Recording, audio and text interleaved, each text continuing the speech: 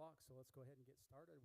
We're going to excuse the Mayor Randall tonight, and we'll get going.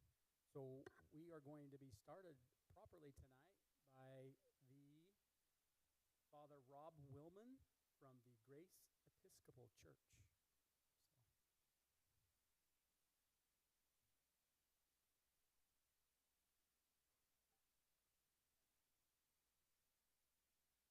Let us pray. O Lord, our Governor, whose glory is in all the world, we commend the city of St. George always to your care, that being guided by your love, we may dwell in your peace. Grant to the mayor and the city council, and to all in authority, wisdom and strength to know and do your will. Fill them with love for truth and righteousness, and make them ever mindful of their calling to serve the people of this city. Through Jesus Christ our Lord, who liveth and reigneth with you in the Holy Spirit, one God, world without end. Amen. Bless you. Thank you so much, Father. I've asked Councilwoman Danielle Larkin to help lead us in the pledge. Please rise and join me in the Pledge of Allegiance. I pledge allegiance to the flag of the United States of America and to the republic for which it stands, one nation under God, indivisible, with liberty and justice for all. All right, thank you, Danielle. Okay, we have a few pre-agenda items that we're going to go through. Comments from the public? Okay. All right, so we have a few pre-agenda items. First of all, Shane, why don't you come on up and help us out?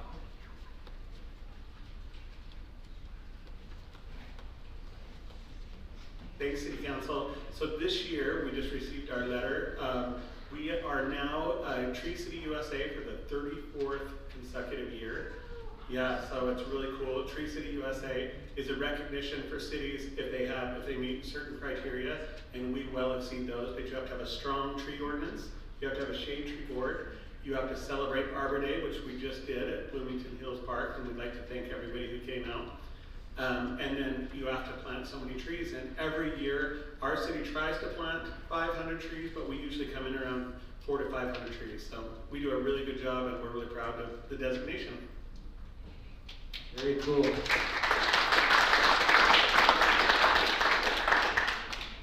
Yeah, go ahead, Danielle.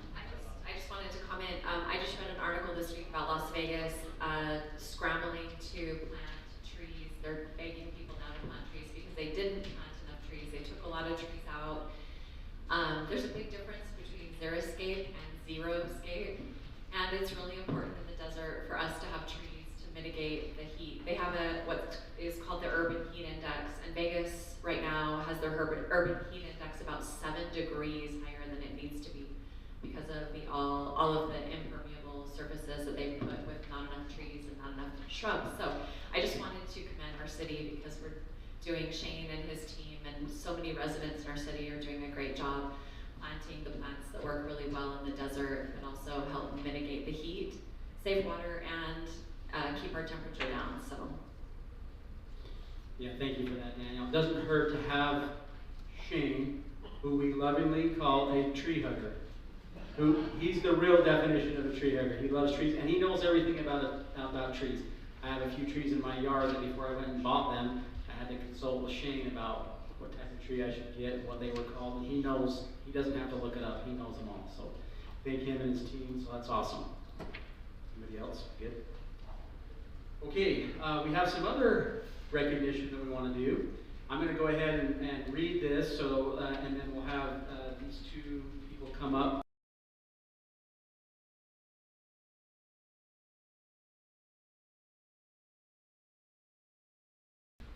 So this past week, the Water Environment Association of Utah, that's the WEAU, for those of you who want to say a mouthful, they had their annual conference here at the Dixie Center. The WEAU is an affiliate member of the Water Environment Federation. That's the WEF, not the WFE. A technical and educational organization representing water quality professionals around the world.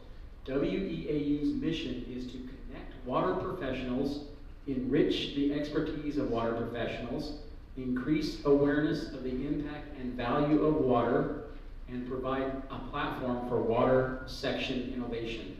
All very important things for us in this part of the world. WEAU provides water quality and wastewater professionals with the latest in water quality, wastewater collection, and wastewater treatment education and training. WEAU's membership includes scientists, engineers, regulators, utility managers, plant operators, and other professionals. At this conference, 2 City of St. George employees were recognized for outstanding achievements in the wastewater field. Those 2 employees are Heidi Mathis and Stephen Randall.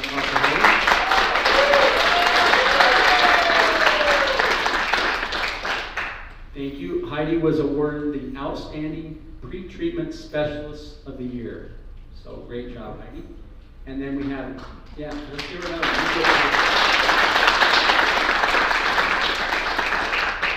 And then we have Glenn Bean. Glenn Bean,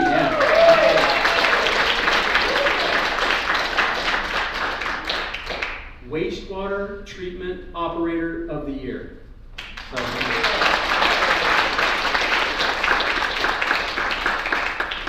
Heidi and Glenn, if you want to come up, and we'll present you with these certificates, come up to the microphone. If you want to say something, you're welcome to, and we'll have Scott come up and we'll get a picture.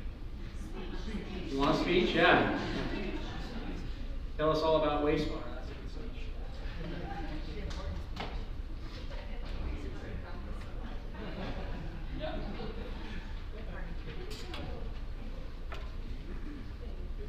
I've never seen you try to Thanks. I'm not using the microphone. Thanks to everybody. Our team here, we wouldn't do it without our team. It's true, they're awesome. You've got a great team. Awesome. Thank you. Yeah, give another hand.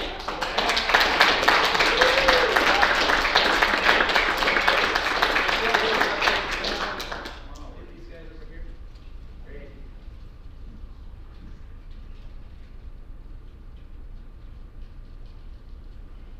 All right, thank you again.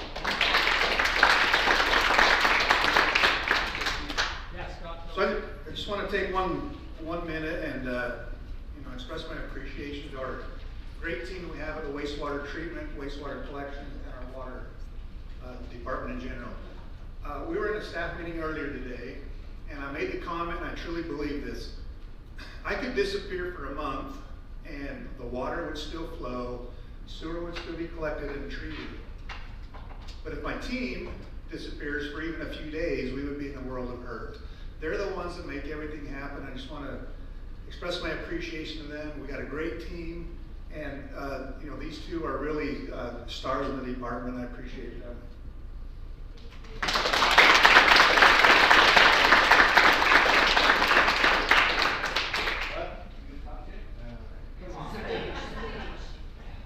This is where the magic happens.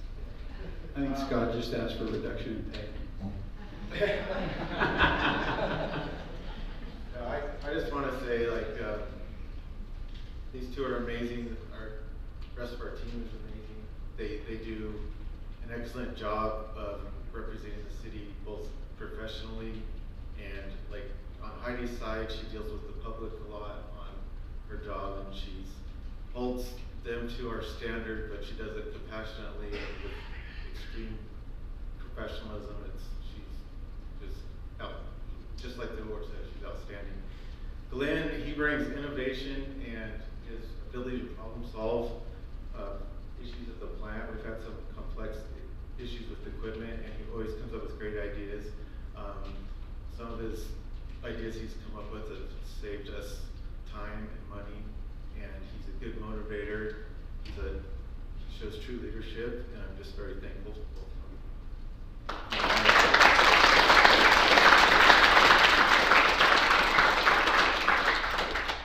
super awesome. We have some very dedicated and excellent employees. And just know, for me, and I think the rest of the council would really appreciate, and the citizens of St. George really appreciate what you all do, and thank you so much. All right, into the agenda. Still, we don't have anything else, right? Christine, no comments, okay. So we have some changes to the agenda. Yeah, one change this evening, item number 14 is not going to be heard this evening. We'll bring it forward probably to a work meeting and then to the regular meeting. Other than that, no changes. The first item is item number 3, consent calendar. There's 7 items on the consent calendar this evening. These are administrative items. Staff has reviewed them. We recommend approval. The council would like to remove any. Do you have any comments? A request for comments? No. If council would like to remove any of these for specific discussion, we can accommodate that. Otherwise, recommend. I just wanted to discuss 3E. I want to discuss the same one for different reasons. So I'll entertain a motion to approve the consent calendar with the exception of 3E. So moved. Second. Motion by Danielle, second by Steve. All in favor say aye. Aye. Any opposed? Motion carries. 3. This might be, I don't know if Cameron's here, but, hi Cameron, you're so close, I didn't see you. I'm getting that old.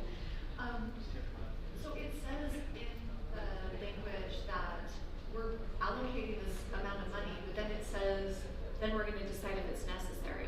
I've never seen that before, I was curious about that. Usually we've explored whether it's necessary before this point, so is this like an unusual case?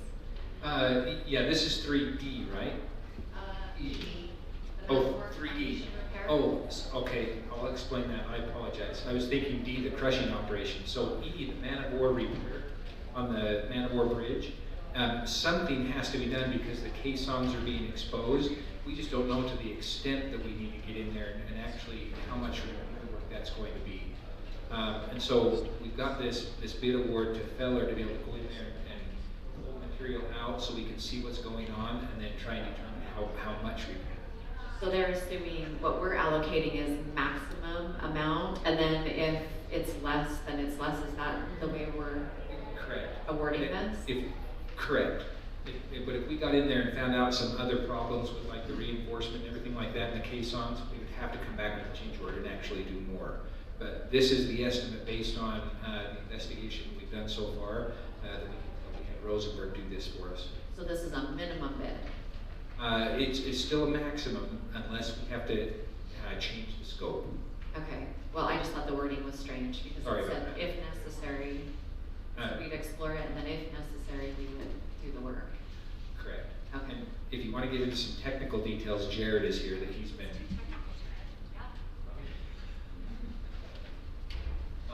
I think that's a great question. So basically what's going on the Man-of-War Bridge, there's 4 of the piers.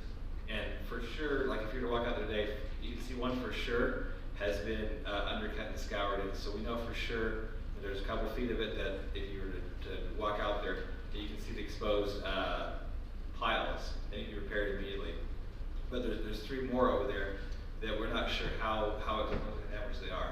And we can't know how damaged they are until we actually get out there and get like quick equipment into the river and dig it all up to see how bad it is. So this estimate is based on assuming a similar amount of repair on all 4 of those piers. So I guess to your question, this is probably as close to what we think the max amount of money it'll cost based on what we've seen with the pier that's damaged now. So it could be less than that. Hopefully it's not more. But based on what we see, it shouldn't be more because we feel like the pier that's damaged we see is the worst pier. Does that make sense?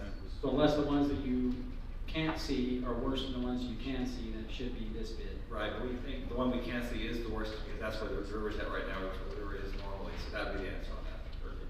Okay. My only comment was, for those of you that are on the flood control board, is this kind of repair qualify for that work? Or for those funds? On this specific project, it's just the city's funds that are paying for it. It's our bridge, right? We're not doing. And then Jared, that wasn't very technical. I wanted you to talk about the cubic feet per second the river's flowing right now, and how it's going to go up or down by September. Well, I'm glad you kept it my level of technical. That was actually pretty pretty. close question out here, Steve, so Thanks for simplifying it. Appreciate it. Okay, any other questions? Now I'm ready for a motion. 3E. I'll make a motion that we approve item 3E on the consent calendar as presented. Second. So we have a motion by Danielle, a second by Natalie. All in favor say aye. Aye. Any opposed? Motion carries unanimously. Item number 4, submission and filing of the FY 2025-26 city manager recommended budget with the city council. Well, good evening, council. We have made it to the big night of presenting the budget. So I am pleased to present this year's city manager's recommended budget and business plan for fiscal year 26 to the council and to the community for your consideration and review. Development of the budget is an intensive process that involves significant time across the organization, from our city council to our city manager to our department heads and their teams and the budget team. A significant number of hours are spent each year on developing the budget that will serve our community and provide the projects that are needed in our community. This year's budget process was a little bit different than prior years. This year really focused on developing a business plan that would outline the actions of staff in the upcoming year and really drive the decisions that were made in the fiscal year 26 budget. And that action plan was informed by the direction provided by the city council as part of the survey that we did in December and as part of the meetings that we held with council in February, at the end of January and at the beginning of March as part of our all-day budget and goals retreats. And so as part of tonight's budget, you will notice that there's a pretty extensive section on the business plan piece of it that ties back to the recommendations included in the budget. The budget's not just a financial document, it's really a document about action. It's about delivering the services and projects that our community desires and needs. And so this year's budget really focuses on that aspect. Some of the key areas that are proposed in this year's budget for investment tie directly back to that business plan and the council's priorities. Some of these key areas for investment include critical utility and transportation infrastructure improvements, enhancements in public safety with new positions and equipment replacements, continued expansion of our parks and trails network, supported by the 2023 voter-approved general obligation bond, and also strategic investments in technology, customer service, workforce development, and service enhancements as included as part of that business plan. On the revenue side of the budget, I'm happy to share that this year's budget does not propose a property tax increase.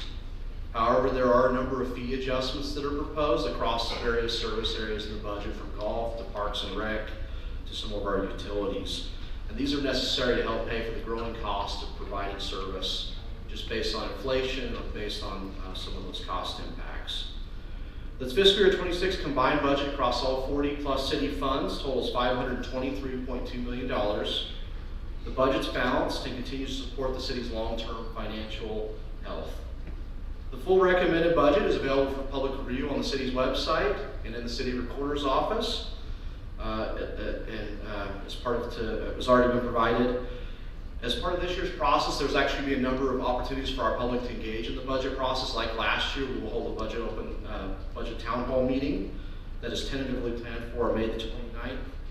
On the city website, we've also provided the opportunity for our members of our public to provide direct feedback to the budget team as they're reviewing the budget, as they have questions, as they have feedback. There's actually a feedback button on the website. In addition, our residents have the opportunity to provide their feedback directly through our 2 public hearings that we hold each year, which are tentatively planned for on June the 5th and June the 19th. Staff is proud to present this year's city manager recommended budget and business plan, and we look forward to the council's review and consideration and to review by our public and all of your feedback. And I also just wanted to comment that I just want to give a big thank you to all of our department heads, to our council, to our city manager, to our budget team for all the long hours and time spent crafting this year's budget. It's really a team approach to craft the budget each year it's really a Herculean feat because everybody's doing their day-to-day job at the same time, spending hours and hours crafting a budget that meets the needs of our community. And so with that, that's the conclusion of my presentation. I'd be happy to answer any questions the council may have. There's no action required tonight. And in 2 weeks, we'll have an opportunity to sit down and walk through the budget in detail with the council. That's my presentation. Thank you, Robert. As Robert said, this is a discussion item only. Does anybody have any comments or questions for Robert? I'd just like to compliment John and Robert for the way they have led out on this.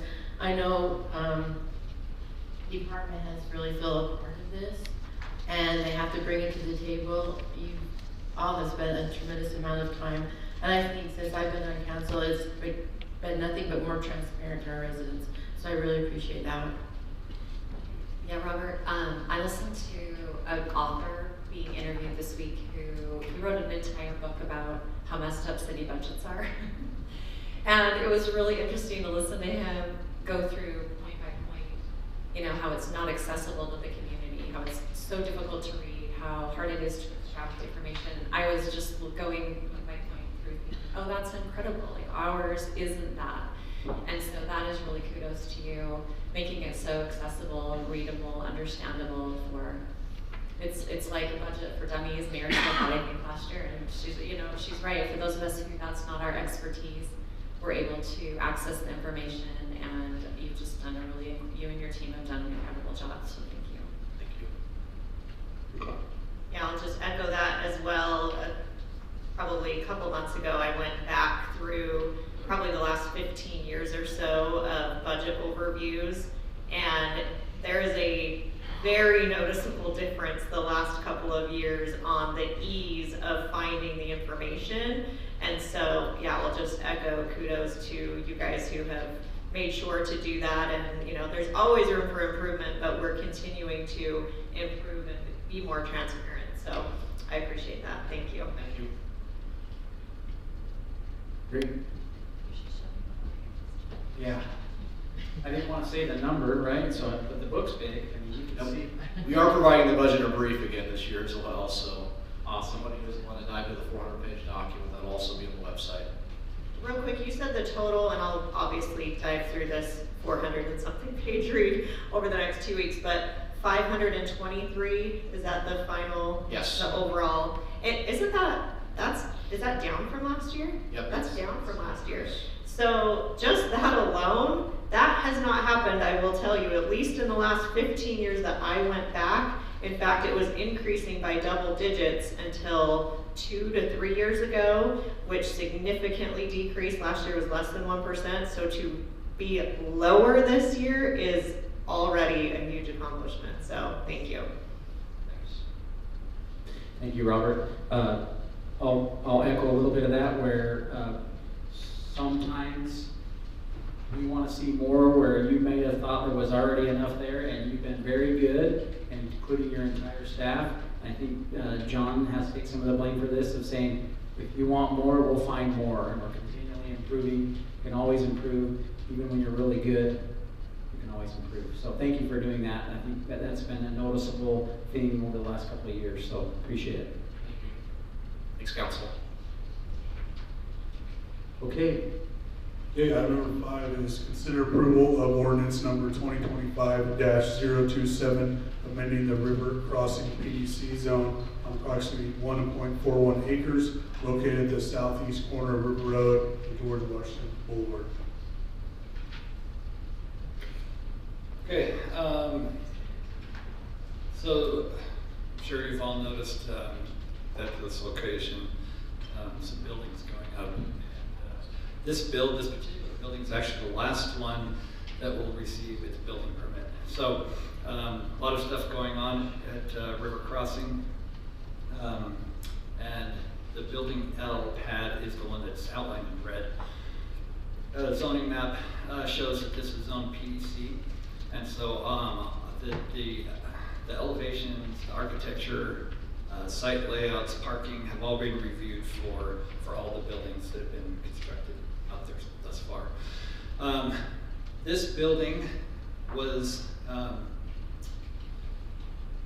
sorry, this is just showing where we're at in the development itself. So really kind of in the center. This is the Kiln building, kind of the taller building of the bunch. This is the Sprouts here. This is George Washington Boulevard, McDonald's, and some of the other buildings. The J Dogs is up here, and Village Baker. This is what got approved. This is the elevation of the building that got approved. The applicant is proposing, because they have an interested tenant, they're proposing to add another story onto the building. So this would take this building, which is currently 26 feet, it would take it to approximately 32 feet. If you add in the ornamental features like these, it would, like these parapets, that would take it to approximately 37. So to give you kind of context, what you've seen out there, the Kiln building is about 40 feet. The Sprouts building, which is currently under construction, is about 35. So right in the same range as the taller of those buildings. The rest of the buildings are right in that kind of 25 to 30 foot range as far as height goes. So this would definitely add some height to that building. The one thing that, these are just some renderings and so forth on what it would look like. They've really tried to keep the same architectural feel, same materials, same colors. It would just, again, add that second level. This is a parking table. I don't expect you to really see that. All I want you to see from this is that they have calculated, and I've gone through this best I can as well, and calculated how many square feet they have, how many it would add, and calculated that they have determined that there is sufficient parking. Now they can't do the second level, they can do all restaurant in this building. They would have to limit that, so we'll have to keep track of how much restaurant is going in, and we're keeping track of where those are, because those require more parking than, say, a Verizon store or something like that, or a barber shop or something of that nature. But that said, the applicant is here. He can tell you who is interested or what kind of business is interested in taking that second floor. They have a tenant that is ready to take that floor. So with that, they would be sufficiently parked for the type of business that they are, and even for some restaurant in this building, just not the entire building. So I just want to make sure of that. And with that, Planning Commission held a public hearing. There were a couple of people that came out. They were concerned about additional the traffic and stuff like that. They were concerned about views that have been lost and that kind of thing. Ultimately, the Planning Commission recommended approval. Like I said, the applicant's here if you want to talk to him. Otherwise, if you have any questions, I'm happy to answer. May I ask a question? Go ahead. So when we talk about restaurant, we talk about event space. How does that work for parking when it comes to that? There is a huge need, I think, for larger event space, and that's a lot of room. And I could see how that would be really nice to host an event, but how does that work with parking when, if you had an event space? Well, this one in particular wouldn't be necessarily event space. I think they've got more of a, and I don't have my book, I'm sorry, I should have brought my book with me to look that up. But typically, for restaurants, you're looking at one space for every 100 square feet of dining area, and then one for every 250 square feet of kitchen area. And I'm sorry, I don't know about event space, but he's looking at something more like a training room. What's that? I thought it was training room. Training, yes, exactly. So, Well, just that in the future, I just see there's people who want to have conferences, people who want to do things on a large scale, and there's not a lot of that area. So to me, this looks like a great spot to do it. I just didn't know if the parking would allow that, if they let them do that in the future, if they decided the June thing doesn't work out. So there's a pretty, so you have different parking ratios, and for an assembly hall or or a banquet facility, the parking is pretty high demand. It's one parking stall per 35 square feet seating area. And so they probably struggle to meet the parking requirement. If they ever came in, we'd have to look at it, see if it met the requirement, but it requires quite a few parking stalls for an auditorium or an assembly hall. I think some of that gets offset by the fact that most events, other than business events, but most events are happening at night, which when a lot of these businesses would be closed otherwise. And I do think there, right now, with that little square lot, I think some of it is there's so much construction going on, so much fencing going on that it feels more stifling than it actually is for parking. But I know there is a concern about maybe making just right out with some kind of median that people can't turn left on that Riverside Drive, especially as we see 1450 South Extension goes in. I'm not specifically hanging on this building. I'm just saying that tends to be a problem with people trying to turn left with all the congestion right there.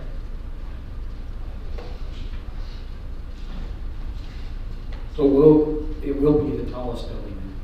No, Kiln. Kiln's taller. It says here, with the ornamental features, it reaches 40 feet. Okay. It says 36, but with. Yeah. And the kiln to the top would be about 40. It's about 40. Oh, and this is with the ornamental features reaching 37 feet. Okay. This is different. The point really being that it's not out of character with something. Mayor Pro Tem, yes, can I make a comment? Go ahead. Having been involved with this project since I was on the Planning Commission and working with the original developer to eventually work with the neighbors and go with the Kiln building, which is an office use, where you had neighbors that were very concerned about fried chicken smell or whatever coming out of fast food restaurants close to their houses or their homes. When you look at the Kiln building, which is already built and done, and this building, which my understanding from reading the packet is they plan on using that upper level for training rooms or groups. I think it fits into the character, and it will not be visible from the neighborhood because the Kiln building is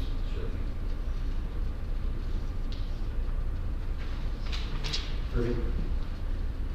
Other questions? Concerns? Ready for motion? You can talk yourself out of it. Does anybody have any questions? Okay, perfect. No other questions? Not, I'll entertain a motion. Mayor Pro Tem, I'd like to make a motion to approve item number 5, ordinance number 2025-2027, amending the roof crossing PDC zone on approximately 1.41 acres southeast corner of River Road, George Washington Boulevard, to add a second-story building L. Second. We have a motion by Steve, a second by Natalie. This is an ordinance requiring roll call vote. Starting with Steve. Steve Kemp, aye. Michelle Tanner, aye. Tanya Larkin, aye. Jimmy Hughes, aye. Natalie Larson, aye. Motion carries unanimously. Item number 6, consider approval of ordinance number 2025-028 to amend the Bloomington Courtyard PDC permitted use list generally located at the northwest corner of Brigham Road and Pioneer Road. And Brett will present this item. Good evening. As was mentioned, we're right here at the Bloomington Courtyard off Brigham Road and Pioneer Road. Everything here outlined in red is part of that Bloomington Courtyard. And the current land use designation is commercial, and again zoning the PDC. So a little bit of history on the Bloomington Courtyard. So it was originally approved to plan development commercial in 1990. And then 2005, when the hotel wanted to come in, they had to amend the use list at that time. So that's the use list that we've had ever since then. It hasn't changed since 2005. So this proposal here tonight is to add 4 additional uses to that use list, just to better serve the community and those nearby residences. So all the uses from 2005 would remain the same, except we would modify learning institution and have it be our standard this use here that matches up, and then add childcare center, personal instruction service, personal care service, and grooming. So those are the proposed uses to add, and here for any questions if you have any. I have one question about pet grooming. It will not be a kennel, but those pets will be inside at all times, correct? Correct. I may have a yappy dog that I would hate anybody to hear howling during the day outside. So I think this is great that we bring all these services right to the neighborhood. I agree. And I'm ready to make a motion. Perfect. Let's do it. I'd like to make a motion, Mayor Pro Tem, that we approve item number 6, amending, ordinance number 2025-028 to amend the Bloomington Courtyard PDC permitted uses to include those items listed in the packet. Second. We have a motion by Steve, a second by Michelle. Again, an ordinance requiring roll call vote, starting with Natalie. Natalie Larson, aye. Jimmy Hughes, aye. Danielle Larkin, aye. Michelle Tanner, aye. Steve Kemp, aye. Motion carries unanimously. Item number 7, consider approval of ordinance number 2025-029 for the plan development amendment to revise the Sun River Commons master sign plan. All right, so just to get our bearings here again, for Sun River Commons, it is the whole commercial area off of Sun River Parkway, off of exit 2 off I-15, as you can see outlined in here. So again, everything in here is part of that master sign plan. So land use designation, it is split between the commercial and mixed use, and it is all plan development commercial. So this sign plan was previously approved by the City Council in 2018, and this was basically the locations of all of those signs. The only change that has been made to this map, to the signs here, is 2 additional signs that are being proposed. So these square ones here, there's one over here and one down over here. Everything else was previously approved under the previous master sign plan, so no additional changes to signs for that. And again, this is all just for monument signage. This doesn't include any building signage or anything like that. All of that for the businesses, that would just refer to our standard sign code. So yeah, no building signage is part of this master sign plan. So we're going to go through various slides just kind of showing what is approved today versus what's being proposed and just some of the changes that entails. So again, with the approved versus proposed, this just shows all of the different types of monument signage ranging from the tallest at 53 feet down to 30 feet. And then going down again to about 9 to 10, 5 to 6, and about 7 feet for those kind of entry monuments into the center. So we'll start off with the largest sign here. So again, if you've been up to the site, you'll see this sign is currently existing out there now. And so essentially the proposed change to this signage would really just entail the addition of the electronic message sign that's proposed and shown here. All of the signs, the applicant's requesting that all the monument signs be allowed electronic message signs, but one of their priorities, I think, is for these larger 53-foot tall signs that they would like to see these on. And again, you can, this is for the 30-foot monuments. Again, really not a whole lot of change, just minor changes in square footage. And then a lot of these signs, it's maybe getting a little taller, maybe a little narrower, or vice versa. Maybe widening out, but getting shorter. So this one approved is with that sloped top, kind of matching what that 53-foot sign is. Proposed to just be that flat top, but generally the same design. And then on this one, an increase in the height, but shrinking it a little bit, so it's a little more narrow. And one thing to note on here, obviously the approved shows 4 different tenant spaces. This one just shows the one. That wouldn't be to say that they would be limited to only be able to put one tenant sign on here. They would still be able to do multiple tenants, like is shown in the approved, but I think they were just showing what it could be if it was just a single tenant. And this was a few of the renderings that were provided for the second Planning Commission meeting that we had on it. The Planning Commission wanted to see the sign kind of in reference, because obviously right now there's not a whole lot out there. The Les Schwab is under construction, but this was just to kind of show a little bit of massing against the 53-foot signs and kind of how it would match up with that.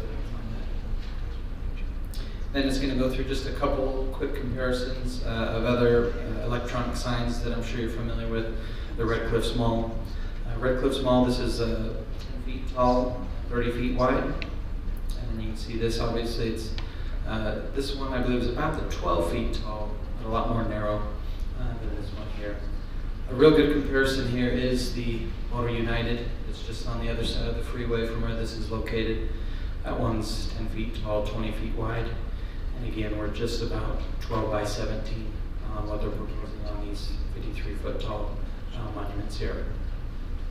And then another rendering, a couple of visuals just to show for at the intersection there of Sun River Parkway and Pioneer, looking towards the north to just see the signs. And the reason these were included is again for those couple of additional 30-foot tall signs that were requested, and kind of what that would look like with those additional 30-foot monuments. So that's the end of the presentation. A couple of things that I did want to highlight. So again, we had a couple of different Planning Commission meetings on this. We had quite a bit of community feedback, comments that were in the packet, as well as residences that came to the meeting, primarily concerned with those electronic signs and just the visual brightness that those would have, especially for some of those residences on the south side of Sun River Parkway. So there was quite a bit of discussion on that amongst the Planning Commission and applicant, a lot of back and forth on it. And eventually, the Planning Commission did recommend approval. They did add in some conditions of approval as well, trying to specifically address brightness and some of the concerns that the residences had. So, and one additional thing, as part of the staff report, you'll see that staff had included some standards for electronic message signs. Obviously, those were tailored, modified just a bit. Those are actually for the off-premise signs, so what you'd see more on like a billboard. But the code really, our sign code does not have anything that really addresses the electronic signs for on-premise signs. So we felt like this was a good opportunity with this master sign plan to include some of those standards. We have talked with the applicant a little bit more about it, and they are requesting that if the city council could consider that those standards not be required, just because again, the current code for an electronic message sign, it would fall under the definition of an animation sign, which really has no stipulations on the duration that the message is displayed, because currently it shows that being an 8-second, which for an on-premise sign might be a little bit too long, typically maybe more around the 3-second mark. And then again, no restrictions on the types of animation or anything that can be displayed. Obviously, if you've driven by, you've seen Red Cliffs, you know, they're displaying all sorts of different messages. It's not just signs, you know, names of businesses that you see.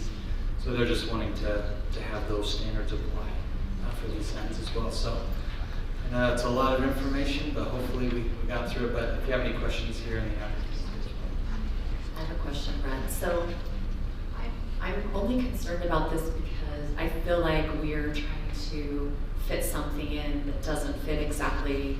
I'm hoping that there's some standards that we can go to that aren't just the off-premise sign standards, so we have something that works for the applicant, but we're also protecting the residents from unnecessary light pollution. I mean, I've driven past some of these signs on the freeway before that are like incredibly distracting, you know, and I'm sure that's where the concern comes from. They're really bright, they're really distracting, they're flashing, and you're driving, and they cause issues.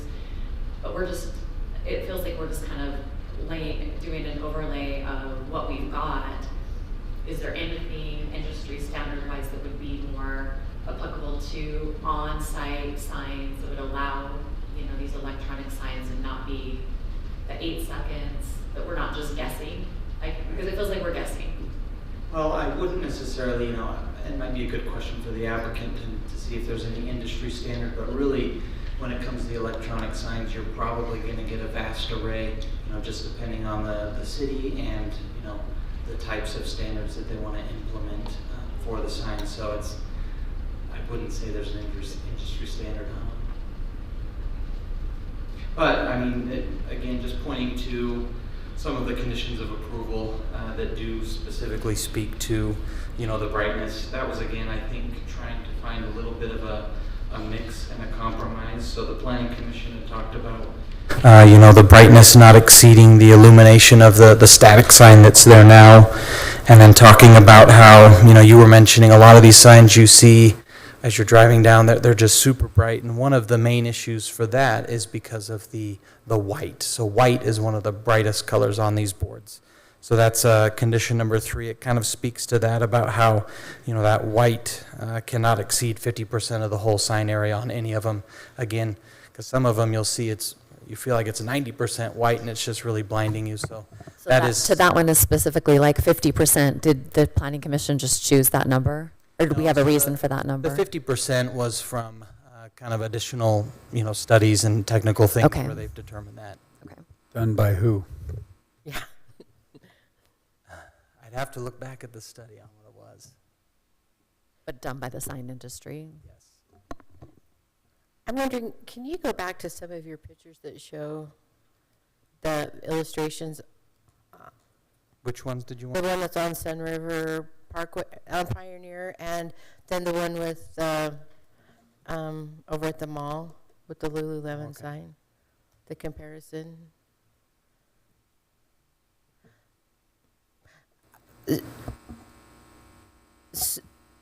So we look at that, and it's fall or winter, and there's nothing on the trees. And so you bring a sign down closer to the ground. Visually, we'll be able to see it with the landscaping. It's a concern I have as a former Boulevard business owner, is that sometimes we get so much foliage, we miss the sign. I don't love tall signs, but I think in fairness to the business, there needs to be some height on it if you're going to be able to see the sign. But as far as electronic sign, I would hope we would put something, because we are now seeing more residential, commercial, and I can tell you this was part of the general plan discussion we had with Planning Commission about lighting, that we're losing our night sky. Not that I'm going to say we're a dark sky city, but we need to be careful with what we're doing here.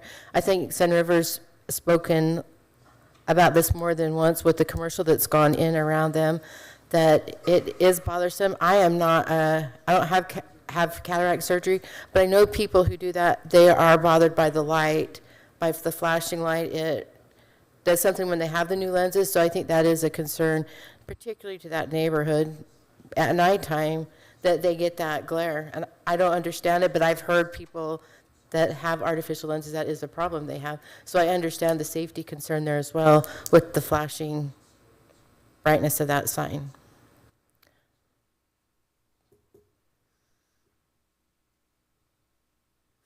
The only comment I want to make, Brett, is I appreciate the 9 letters that are in the packet. I went back and looked at the Planning Commission minutes and saw the comments that were made. It feels like we're kind of being pulled both directions, where a lot of the residents of that area are really excited for the commercial businesses that are coming in, and available to them. I think that wayfinding signs, as well as these larger advertising signs, for a project of this size and of this scope, I think you would be able to justify some of those.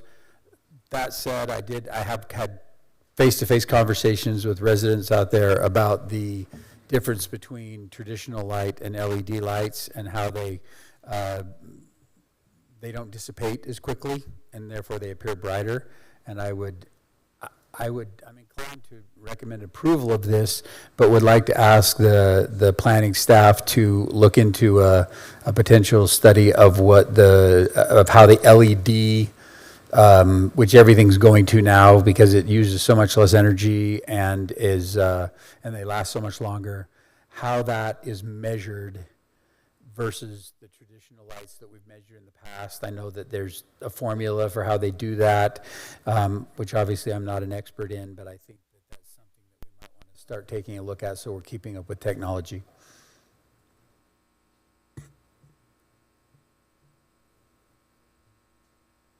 Any other questions or concern? I think it was probably already said, but also it's important to note that there are a couple of exceptions to the electronic signs on Arrowhead, Canyon Drive, and Bluegrass Way in the staff conditions. So if we're to approve those,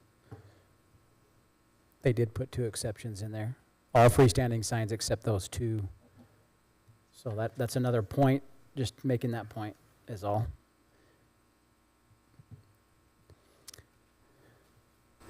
So it's up to you, council, how you want to proceed here. Well, I'm curious to hear from the applicant actually about the 8 seconds. Perfect. If that's a large concern. Ray? Hi, Ray. Is that you? Make sure you state your name for the record, and plus for those of us that don't know you. You need my name? You got it, Christina. Ray Draper. We like most of what the Planning Commission did. There's just a couple things to talk about. The lighting is always a big deal, there's no doubt. These aren't set just at one level. We can adjust these way, way, way low, especially at night, and they should be. We personally get really, boy, that's really terrible, isn't it? Yeah, it's a bad one. Yeah, sorry about that. We get upset at our own industry when these guys on their billboards have them bright. I went and called a competitor not too long ago. Well, we know when it was, and finally got them to put it down where it should be. So if we want them down lower and somebody's complaining, we can do that at nighttime. In the daytime, you don't notice it so much because it has to be considerably brighter. And we have meters that will meter those. They're in nit ratings, and we make sure our billboards don't exceed that because you've got that in your sign ordinance in the outdoor portion. The other thing that we would really like is not to have our hands tied with the 8 seconds. That was for billboards, and that's a national kind of set for 8 seconds on the rotation. We would really like to be like every other commercial area where we're able to have full motion. Now, they're not full motion all the time usually. They'll flash up and hold for some seconds if they want to, but we're tying the retailer's hands a little bit by limiting when they can do that. And between the two of those things, it's not going to affect the neighbors at all. This is a huge commercial area. If you've been out there, you can see that big sign that's out there does not look very big at all. So if you have any questions, in fact, Clark's here with Sunriver if you have any questions for him also. You guys have any other questions for Ray? Okay. So is the 8 seconds part of, is that what is in our ordinance already? So we have 2 sections in our ordinance. The first section we have is dealing with billboards and also what the state requires, which is certain, it can only be 8 seconds. There are also some limitations on brightness and stuff in regards to EMS lighting. When you look at our code specifically with animated lighting, it does talk about it can't flash, it can't strobe, it has some other language. And so what I would probably recommend is that we refer back to our code and require them to comply with the code. Right. That's what we would like. That's what you want to see? That's what we would like, yes. Does that make sense, council? So that would be part of the motion? Yeah, I would, in part of the motion, remove that condition and require them to comply with the code. There's still some question on whether or not the code allows for video or not, but I think if we just rely on our code and let it regulate, I think that'd be fine. Which the code's in compliance with state law. Okay. Thank you. Sure. Thank you, Ray. Okay, if there's no other questions. I'm trying to find where in the packet those recommendations were listed.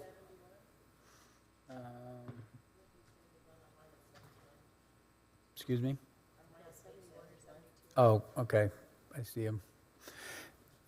Mayor Pro Tem, I'd like to make a recommendation, or I'd like to propose that we approve item number 8, ordinance number 2025 dash. It's 7, sorry, Steve. Sorry, 7. Yeah. Got ahead of myself there, sorry. It's all right, we always like to move it along. 2025-029 for the That's correct. Plan Development Amendment to revise the Sun River Commons Master Sign Plan with the condition that the recommendations made by Planning Commission are removed and we refer back to the sign ordinance code found in the city's code. You say, okay, we have a motion and by Steve, a second by Natalie. Just to clarify that, remove all the conditions? Looks like the recommendations were the freestanding sign shall maintain a minimum separation distance of 100. I think that may conflict with our sign code, correct? I think the other conditions are fine. I think the one condition I'm mostly concerned with is dealing specifically with the display and the time. That's the condition I believe we just refer back to our code. The rest that'd be my recommendation. I'm not sure about the other conditions. What number is that? On number 3, it talks about the electronic sign messaging thing, but it says They're not also allowed on on that one. Arrowhead and Bluegrass. Yeah, on Arrowhead and on Arrowhead Canyon and Bluegrass. I would like to keep that. I wouldn't like to see them removed, the electronic message signs on those, but the rest of that condition could go. Does that make sense? You're saying you want to make sure that they're not able to have electronic signs on Arrowhead Canyon and Bluegrass? Okay. Yes, and As recommended. Is that okay? By the Planning Commission. Commission, and remove the rest of the recommendation on number 3. Except the part that we don't have the electronic readers on Bluegrass or. Correct. Okay. Correct. All right, I'd like to make a Clear as mud. recommendation, Mayor Pro Tem, that we approve item number 7.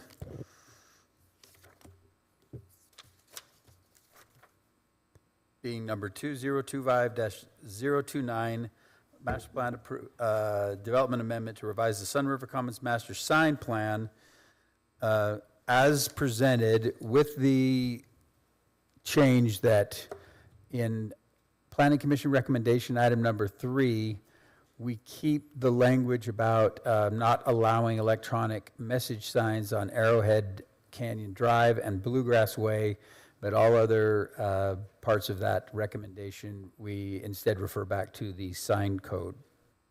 Still a second. I second that. Sorry, I'm not asking this as the Mayor Pro Tem, but as a voting member. I'm still looking at these conditions. One of those conditions, and maybe this is covered in the sign code, they still have to come back for a sign permit process prior to the construction of a sign is another one of those conditions. Is that already included in our sign code, so that would be covered? That's already a requirement, yes. Okay. So recommendations 1 through 5, all of them would be covered, and the only one we're changing is 3. Correct. That's how I understand it. Okay, all right, I'm just making sure. Is that how you understand it, Ryan? I'm getting there. Yes, but we've moved away from the 8 seconds, and now we're focusing on the 50% white. Yes. Okay, all right. So we have a motion by Steve and a second by Natalie. Is everybody clear on the motion, or is there any further discussion?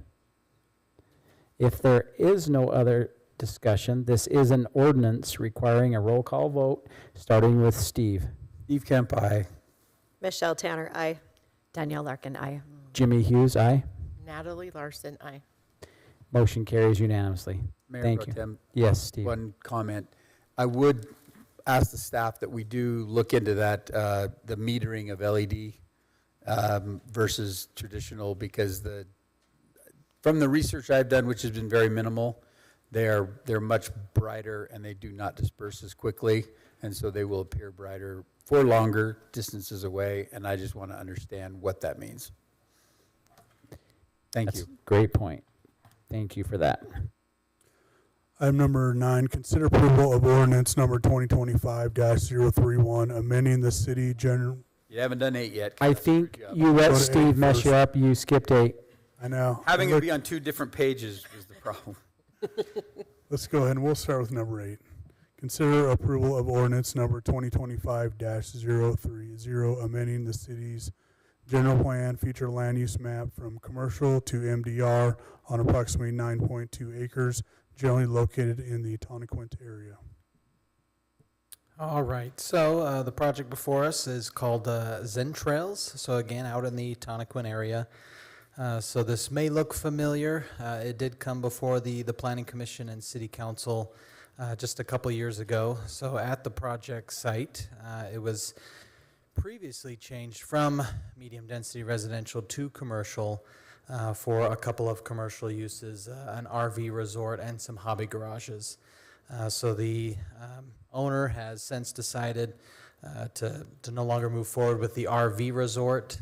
So that's what this proposed change is essentially for, is to go from commercial now back to medium density residential, so that at a future date they could bring in a residential type project. So they would still plan to keep the hobby garages and move forward with those, so keeping that as commercial and the plan development for the zoning, but again, just changing about 3/4 of what they had done before, about the 9.2 acres back to medium density as depicted here, and again, keeping that commercial portion at the top for the hobby garages. So here for any questions. Questions for Brett? No questions, but I'll make a motion. Perfect.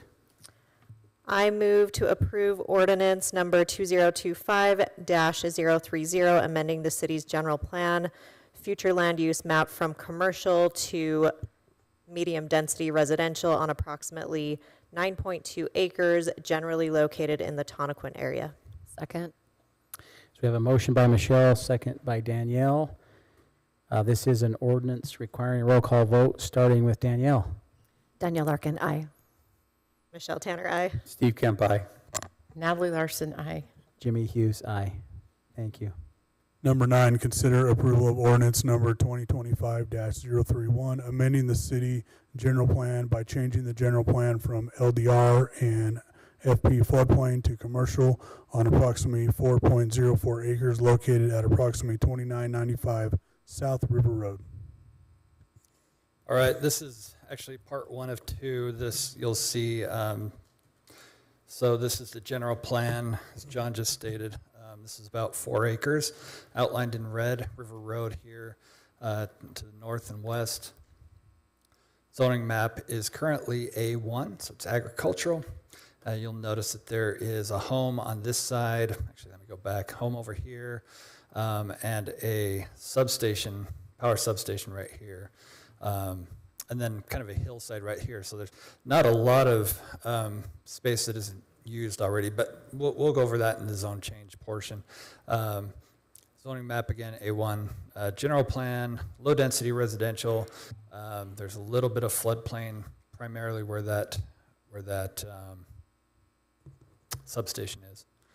They are proposing to change it to commercial so that they can, again, it's a little hard to separate the two requests, but ultimately so that they can expand their yard over here and then provide some pads and where people could park an RV or a fifth wheel trailer or something like that. Again, I'll get into that a little bit more, but the request here is to turn it to commercial from that floodplain and low density residential. Planning Commission held a public hearing on it, received no public comment, and recommended approval of the application. The applicant is here if you have any questions for them. All right, questions?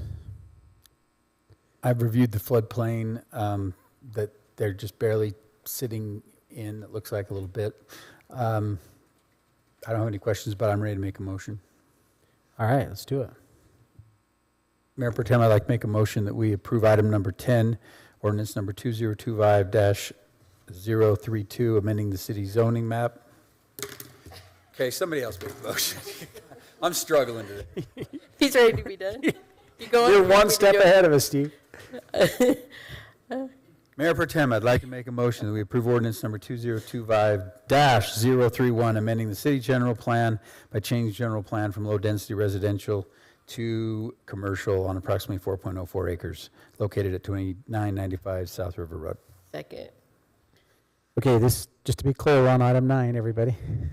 We have a motion by Steve, a second by Natalie. This is an ordinance requiring a roll call vote, starting with Michelle. Michelle Tanner, aye. Steve Kemp, aye. Natalie Larson, aye. Jimmy Hughes, aye. Danielle Larkin, aye. Motion carries unanimously. Item number 10, this is the second part of the item number 9, but item number 10 is consider approval of ordinance number 2025-032, amending the city zoning map by changing the zone from A1 to PDC on approximately 4.04 acres located at approximately 2995 South River Road. Okay. Just say ditto, Dan. Ditto. But let me explain a little bit more what they're going to do, or what they want to do. This is the site. So over here you have their storage yard. They want to expand into here a little bit. Again, there's some things on the property that will limit what they can do. Like this over here is a slope of the hill. Over here is the existing yard or site. Sorry, brain is fried too. Here's where they want to add some pads. Now the reason for this is they want to when they hire people, they have to have a certain response time if there's an incident. And a lot of people may live out of town, not be able to respond in that certain amount of time that they have. I'm not 20 minutes or something like that, or 30 minutes. Okay. So the idea is to give them a spot where they could park a trailer when they're on call, an RV, something like that, so on a temporary basis, so that they're within that response time, to be able to get out to where they need to be. So that's what these pads are, limited utilities. But then this area would just be to expand their yard. They would have a wall similar, may not be exactly the same, but similar to what they have, a block wall to the south and to the south. And that's the idea. So again, they'd have some landscaping. They do have some trees that are there now that would remain in place, mature trees. These are just some photos of their existing site. And this is the site that they are looking at expanding into. With that, Planning Commission heard the request. Again, no public comments, but they did recommend approval of the application. So again, this is a zone change. If you have any questions, applicants here. Are these people's personal trailers, or are they Dixie Powers trailers? Applicant may be able to answer that. I'm not sure. Are they Craig Coates? Craig Coates with Alliance Consulting, representing Dixie Power. It might be a little bit of both. Like they might get some, but it might be personal trailers. It's really for the on-call guys that are might live in Enterprise but need to be down here for on-call. Are the trailers self-contained, or their sewer cleanouts, or how's that managed? We're gonna stub utilities to them, so we'll put some sewer over to them and water and power, just like an RV park stuff. And what is the typical length of stay? I mean, is like you can stay for a week? What is the policy for Dixie Power? I don't think we have a policy, most for us. There's not really one. It's kind of a working thing. Currently, they've been using the house as kind of that thing, but the house has come to a point where it needs to be demolished. And so they're thinking this might be a better option, and it gives more options because we can fit about 4 trailers there.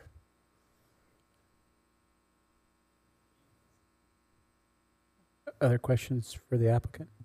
For Craig? Comment? I just wanted to ask John. Yeah. This is an interesting request. Is this, I have a business over, off Deseret Drive.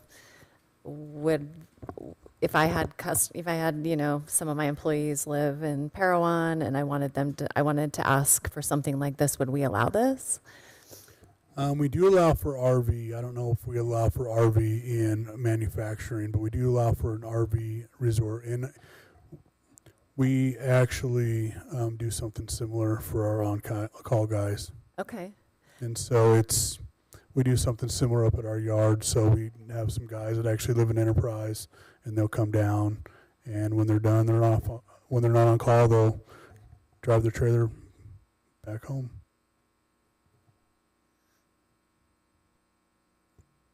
I understand that. I'm with Danielle. I mean, housing is the issue, and are we setting a precedent here for other people who have on-call employees, whether you're a plumbing company, electrical company, whatever it is, that you respond to hazardous waste moments, that we say if you're on call, you can bring your trailer and stay. And I guess that was my question, is how long is the stay? Is the stay for 48 hours? Is extended stay? You can be here for 6 months. And that's why I wondered what Dixie Power had in place, and whether they were actually owned by Dixie Power or whether it's somebody's own trailer, and what the condition of the trailer is.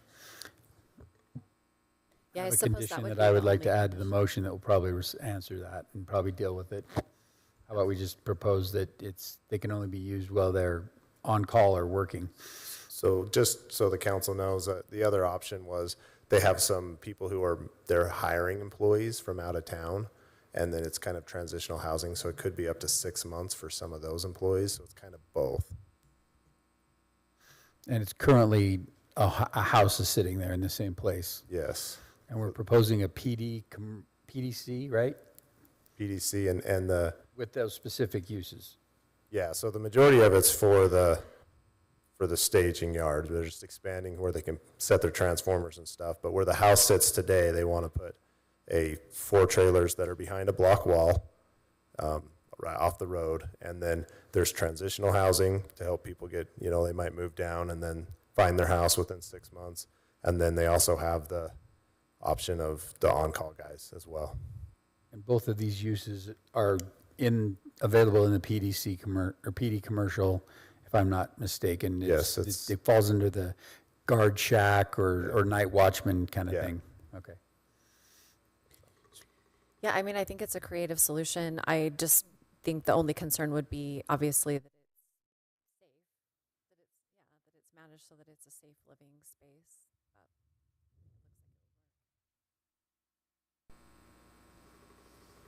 I won't make the motion because I'll probably motion on number 11. I will make a motion that we approve ordinance 2025-032, amending the city zoning map by changing the zone from A1 to PDC on approximately 4.04 acres located at approximately 2995 South River Road. I'll second.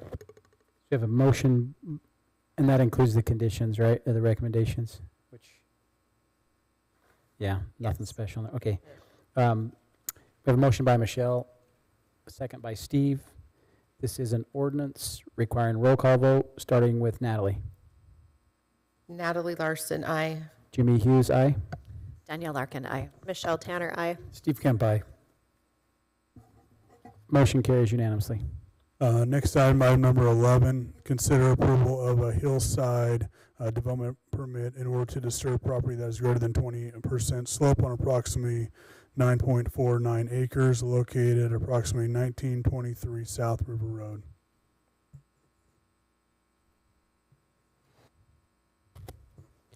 This one is, this one's a little more difficult to separate the two. So if it's okay, I will present both the zone change and the hillside, if you're okay with that. So 11 and 12? 11 and 12. Steve, this is right up your alley. We'll just need to ensure we have 2 separate motions on each of those items. 2 separate motions. So a hillside and a zone change is being proposed. This is the aerial map. You'll see River Road. So this is just kind of down from where we just were. And this is,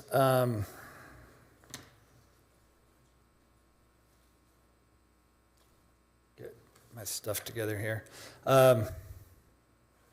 So you may remember this hill here. It's kind of a prominent feature. I'm not sure why I'm forgetting the name. What? Jones Hill. I kept thinking Johnson, but yes, Jones Hill, right here. Some years back had an approval to actually kind of level the thing, and those approvals expired. So here we are with this. We've been working with the applicant to come up with something so that they wouldn't just want to level that hill, but leave it there and work around it. So they're proposing something to that effect, really that works with the hill. The Hillside Review Board went out and looked at it, and they had a couple of conditions, but felt that this plan will work. And I'll walk you through that here in just a second. Land use map calls for low density residential, so between 1 and 4 units per acre. Zoning map currently is R110. They are proposing a PDR, so Planned Development Residential Zone. This is the proposed layout. Let me get to, you know what? There it is. This is this kind of shows where the bulk of that hill is right here, the colored portions. So anything that's in red is over 40% slope. Anything that's in orange is between 31 and 40, and anything in yellow is 21 to 30%. So basically anything that's colored is over 20% slope. So we want to make sure that is either left alone completely or very minimally disturbed. The code allows disturbance of that yellow area of up to 30%. And then the orange area is 5%, and then the red area just needs to be left alone. And so when you take out all of that area and you do the calculations, it would allow 30 units on the property, taking all that out and doing all the factoring and so forth. And I, at one point, had a slide that showed how that factors, but it's in the report, but that would allow, again, 30 units almost exactly. So that is what they're proposing. They are proposing 30 units, and some of them are duplexes. There are a couple of fourplexes. Those multifamily units are all up towards River Road. And then along the perimeters adjacent to the other single-family homes, they are proposing single-family pads, or single-family homes as well, so that you have this kind of that effect of protection from the existing homes, which are all single-family, to some more single-family homes, then placing all the duplexes and fourplexes closer to River Road. Along here, where Cottom Cove is, you'll see there's just that road that would loop around. Now, one thing you need to be aware of with the road is it's proposed to be a public street, but it's modified because it's in the hillside. It's a 37-foot width, and it would have the sidewalk just on one side. So that's something that you need to be aware of and make that motion if you're feeling like you need to make an approval of this zone change, that's a specific part of that motion. So that kind of covers the hillside. Stop me if you have any questions on any of it. The zone change, again, is to a PDR. You can kind of see a little clearer here. They're asking for these along here to be single family, some single family kind of up on the side of the hill a little bit, but then as you work down here, these are those multifamily. They had some little garages that they were proposing that were detached that kind of didn't work really, and they were a little imposing, so they've removed those at the request of the Planning Commission. Those are gone. And they're just left with the single family and the townhomes. With that, the Planning Commission held a public hearing on the zone change and recommends approval of the application. They recommended also with that these single family homes along here remain one story, so that because there is a changing grade between these homes and this property, so they wanted to make sure that they didn't have this kind of towering two-story homes that would, be more invading of the privacy of these existing homes. So those would need to remain single family. And then I'll show you the pictures. These are the townhomes that are being proposed. So they are walkout basements and then this is aside from the street.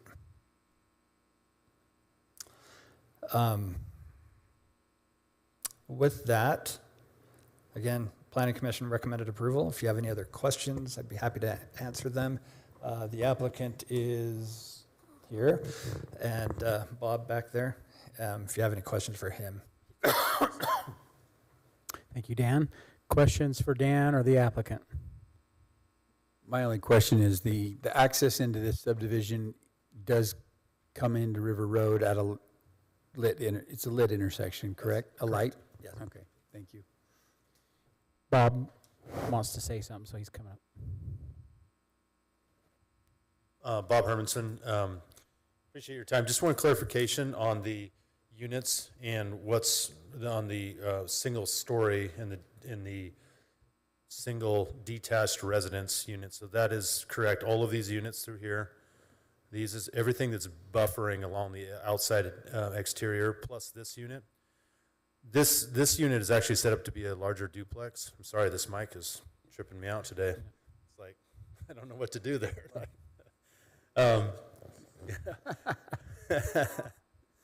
We're getting a new microphone in 6 months, and we're putting a building around it. On the single story aspect, the conversation, just to be clear, was that it was single story from the street side, because these are walkouts through here. And I just didn't want any misconception that these are walkouts because there's a significant grade change between these houses and this road. This is quite a ways down. And so these are walkout basement lots through here. These are slabs over here, slab on grade, but these are walkouts. That was just wanted to be very clear. It's single story from the street side. So, thank you for that clarification, because that could have been a It sounds concern. really like you worked well with the neighborhood, so I appreciate that. yeah, we tried really hard, and we had a lot of discussion. I mean, this thing has been rumbling around for a minute, for sure, right? And so we kind of went through and I feel like this is the best plan overall, for sure. And there was another comment about this is Mr. D's in the intersection here with the signal, which exists now. And so this light's up and running right now, and so when this opens up, the folks from the south and then into the project obviously will just pull up to the light and cruise out of there. Bob, I have a question. There was some language in here about moving garages to. Yep. Where were they moving from? So we actually removed those. We had some extra. We were trying to utilize some of the space throughout the project that was outside of the hillside. We had space in here, some in here, some in here, Okay. some in here, and basically at the end of the day, I was trying to do something cool where you could have a detached garage because of the space, but it just didn't work with the ordinance, so we just had to ditch them. So just trying to give it up the space. Thank you. Yep. Absolutely. Thank you for those clarifications, Bob. Now, yeah, just remember we have two different, I'm on 11. Are you on 11? two different motions here. I make a motion to approve hillside development permit in order to disturb property that is greater than 20% slope on approximately 9.49 acres located on approximately 19.23 South River Road, Chandler Heights. Second.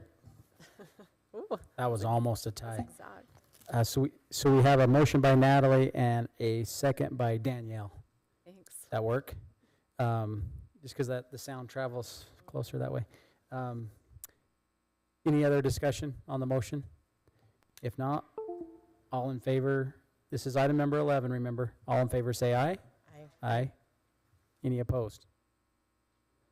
Motion carries unanimously. Now item number 12. You're on a roll. Item number 12, make a motion to approve ordinance 2025-33, amending the city zoning map, changing the zone from R110, single family, 10,000 square feet minimum lot to PDR on approximately 9.49 acres located at approximately 1923 South River Road, Chandler Heights. Second. We have a motion by Natalie, a second by Michelle. This is an ordinance requiring a roll call vote, starting with Steve. Steve Kemp, aye. Michelle Tanner, aye. Danielle Larkin, aye. Jimmy Hughes, aye. Natalie Larson, aye. Motion carries unanimously. This is, just quickly, this property's been around a few tries, so hopefully this is good. Now we got Bob on the case, right? Thank you. Okay, Brett? Item 13, consider approval of ordinance number 2025-034, amending section 10-10-1 of City Code related to airport facility zones. All right. So the location where the CRM zones are located are off of Southern Parkway, near the Airport Parkway interchange. As you can see outlined here, one up on the north side of Southern Parkway and then the rest on the south side of Southern Parkway. So that's where this, obviously when you're looking at a zoning regulation change for an entire zone, you might think, oh man, this could impact the entire city. Really, we're just looking at these portions here within the city out by the airport. So the proposed change is to add warehouse storage as a permitted use in CRM. So already permitted in AVI. And so the reason for this is really the applicant, they came through about a year ago and added a bunch of additional uses to the CRM, specifically as it relates to, Territory Studios and kind of the different things like that. So they had initially planned on including warehouse storage. It didn't get in there in time, so they've had some additional interest from folks, and so they're coming back now to see if it's a use that they can add in. One quick note of clarification, the warehouse storage, this is not the same as self-storage or mini storage or anything like that. So we wanted to make that clear that that's not what this use is, so that would not be allowed. But here for any questions. Any questions? I'll entertain a motion. I will move to approve ordinance number 2025-034, amending section 10-10-1 of City Code related to airport vicinity zones, allowed uses to include warehouse storage as a permitted use in the CRM zone. Second. We have a motion by Michelle, second by Steve. This is an ordinance requiring a roll call vote, starting with Michelle. Michelle Tanner, aye. Natalie Larson, aye. Whoa. Whoa, Jimmy Hughes, aye. Danielle Larkin, aye. You got skipped. Now we are. Nay. Aye. Did we skip you, Danielle? Okay, all right. So motion carries unanimously. Next item is the addendum, item number 18, consider approval of ordinance number 2025-036, amending the Tech Ridge Development Agreement by removing section 5.2, a grant of options in its entirety and replacing it. Okay, this proposed amendment will allow the developer to take down the remaining property in one purchase.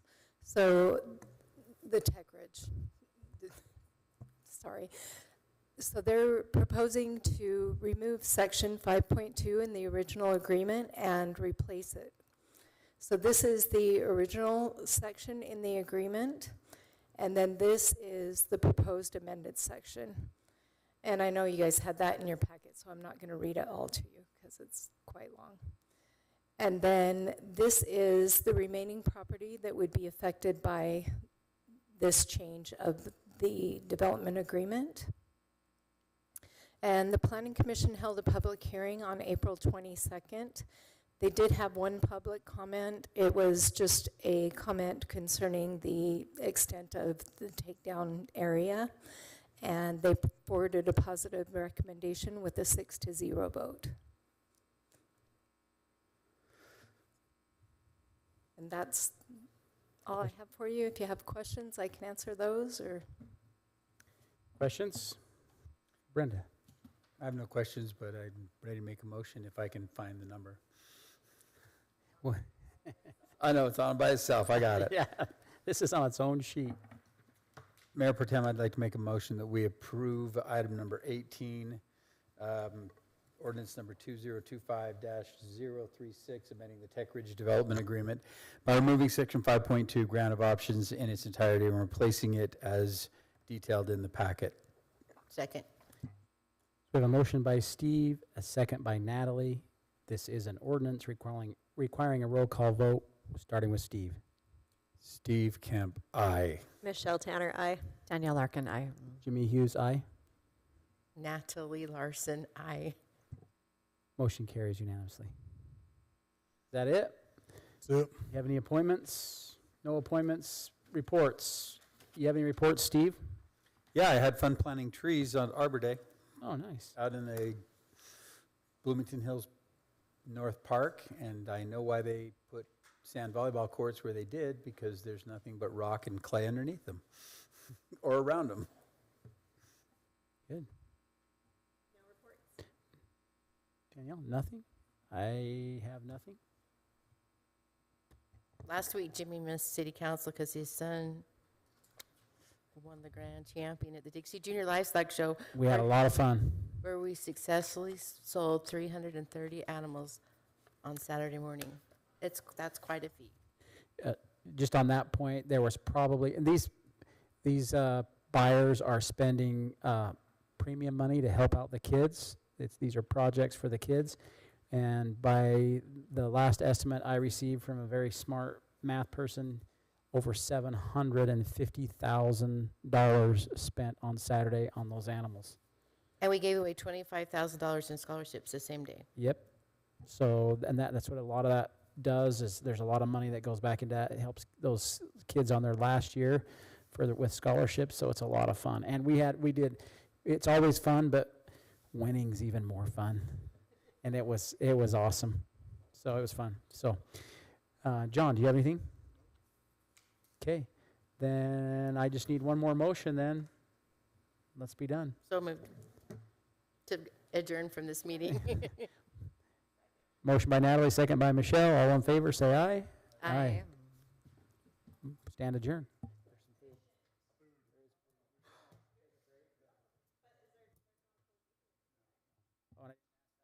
No closed meeting.